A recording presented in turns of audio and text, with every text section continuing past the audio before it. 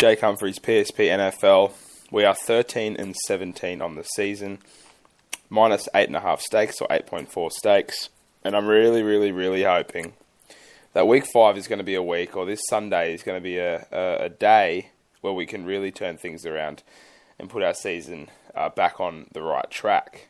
Now, we've got a pretty healthy card of games tonight, and I'm actually pretty happy with the card of games that we've got. There's a few matchups that I'm really interested in. Not like in the past where I've been a little bit skeptical about certain fixtures. I'm kind of liking what I'm seeing tonight, and I feel like there's going to be several opportunities to make money across the card, and I've just got to figure out which matches I would like to exploit, which ones I would like to target, because really there's quite a few that I like, but I'm going to sort of place an emphasis on and not playing too many, and kind of, isolating the quality and isolating my favourite ones and rolling with that.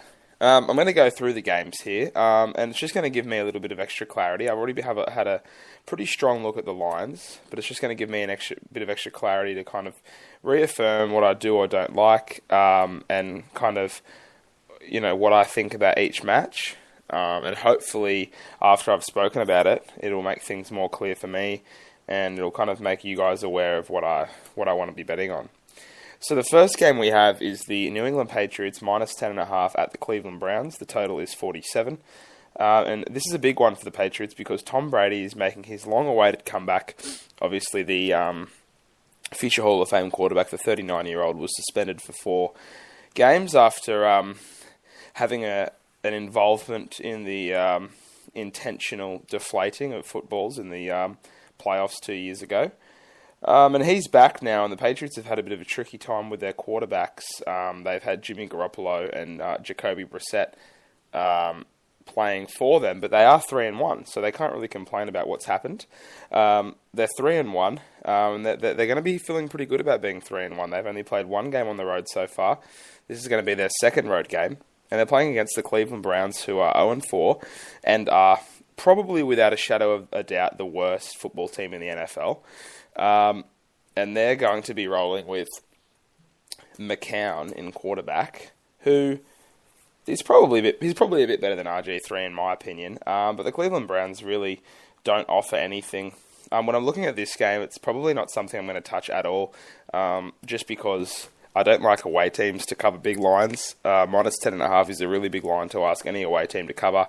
And I think that a team like the Cleveland Browns, the 10.5 looks nice, but it is the Cleveland Browns at the same time. So I really wouldn't want to, play either side here, just because I don't like laying big points with road teams, and I don't like laying plus points with teams that I just know are simply awful. I really don't like a whole lot here. I'm just going to have a quick look at the injuries and see who it looks like is going to be lining up quarterback for the Cleveland Browns. Pretty sure it's going to be McCown, but you never know with these guys. Excuse me.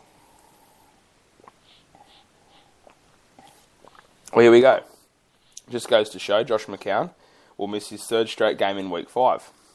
And actually, I do recall them having a younger quarterback playing for them. But this is just how much attention I've been paying to the Browns. Just zero, nothing.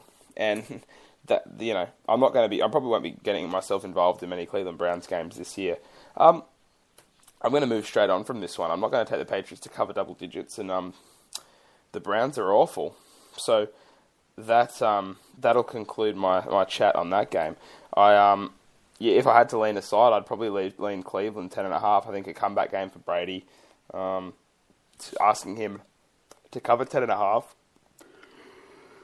Excuse me. Asking him to cover 10.5 is a pretty substantial request. I don't really like the look of the game at all. Next one. Philadelphia Eagles at the Detroit Lions, where the Philadelphia Eagles are a 3.5 point favourite. The total is 46. And from everything that I can see, we've got quite a large sum of public money on the Philadelphia Eagles. I would say that after the first 2 games, this is definitely my favourite play. Definitely one that I'm pretty pretty inclined to go with, and it is the Detroit Lions as a plus 3.5 home favourite.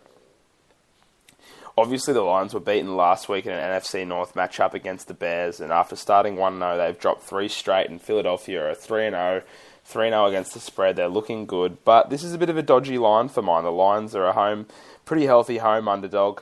The Philadelphia Eagles came here last year and were beaten pretty badly by the Lions. Matt Stafford isn't playing horribly. They just haven't been able to get the job done. It was a close loss to Chicago last week, and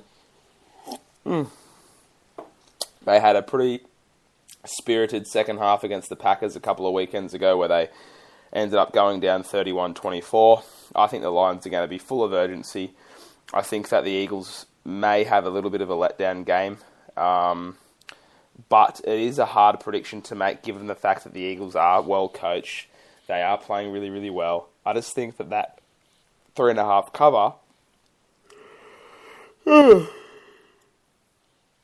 Tell you what, guys, I can't stop yawning. I'm not sure what's going on. Every time I get on air, it's almost like I get tired immediately. I can't believe it. So it's a pretty tricky 3.5 cover for Philadelphia, and I think if I was having to play a side on this one, I'd play the Lions. And it's not even at the point where I'm having to play a side. I kind of think I genuinely want to get myself onto the Detroit Lions for this game. It's probably something that I'm gonna look at pretty closely. Just because I like the way the public's betting on this one. I like how it's gone from 2.5 to 3.5. I like how the Lions are getting really, really overlooked as a home dog. Philly, yes, they're 3-0. Yes, they've done some really, really good things, but they've only played one game on the road. And that road game, let's think, where did Philly play that one game on the road? It was at Chicago. Okay, they beat the Chicago Bears. I remember that game. So yeah, they played that game. They were able to win pretty comfortably in the second half. After a Bears team kind of imploded through, just horrible quarterback play from Jay Cutler. So yeah, Philly, and they've beaten the Steelers outside that in a very convincing win. Now I'm trying to think of who else the Steelers have beaten. Carson Wentz, who's he diced up at home this year? The Cleveland Browns. So the Cleveland Browns, they beat the Cleveland Browns at home week 1. They then beat the Chicago Bears week 2. And they diced up the Steelers at home in week 3. I think this is going to be a tough game for them. I don't hate the Detroit Lions. I don't think they're awful. I think they're a bad team to play as a road favourite like last week, but I think when you can get 3.5 at home, it's not a bad bet. I think the Detroit Lions might surprise a few people tonight, and that's an early thing that I'm going to look at. I'm going to move to the next game now, which is the Chicago Bears at the Indianapolis Colts. And the Indianapolis Colts are a 4.5 point home favourite.